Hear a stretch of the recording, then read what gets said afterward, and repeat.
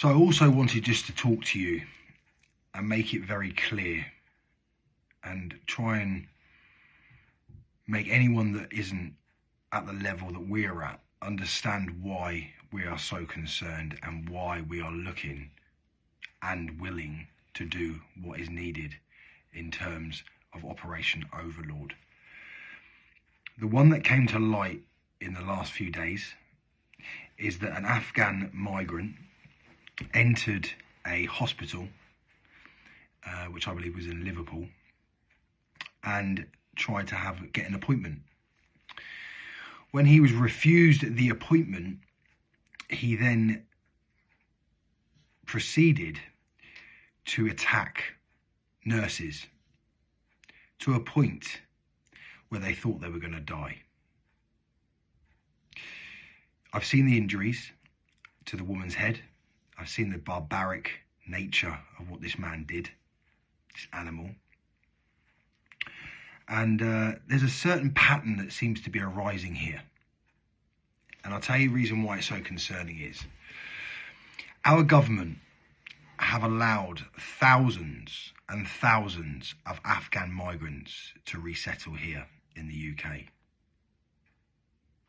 There are thousands and thousands of small boat crossings which include Afghan nationals.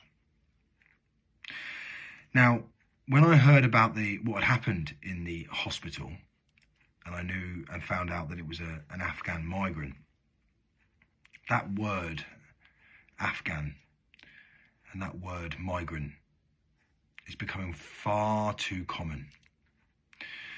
If you think back to the Afghan migrant that threatened to kill Nigel Farage, convicted, put in prison, the Afghan migrant that stabbed Wayne Broadhurst, stabbed him more times than anyone could count, for anyone that's seen the video. And in May of 2025, Afghan migrants, 2 of them, were convicted. Oh, sorry, that was the time in May of 2025 where 2 Afghan migrants abducted and raped a 15-year-old girl in a park. Afghan migrant. There's Afghan migrants that have been convicted of sexual assault throughout our country. And predominantly what they're left, and the political classes and the even the educated classes don't understand is there's a pattern here. There's a pattern that is emerging. You know, that's one nationality of people that is coming in, and this is what they're unleashing. We're not used to this.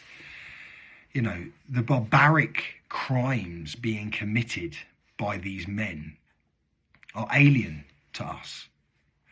You know, we only hear about this severe violence in gang-related violence in major cities, or if a husband murders his wife, finding out she's cheated on him or something, you know, and they're very rare.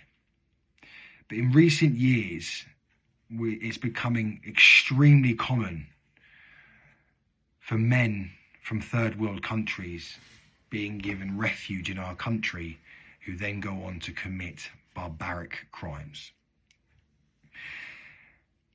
And we can't accept it anymore.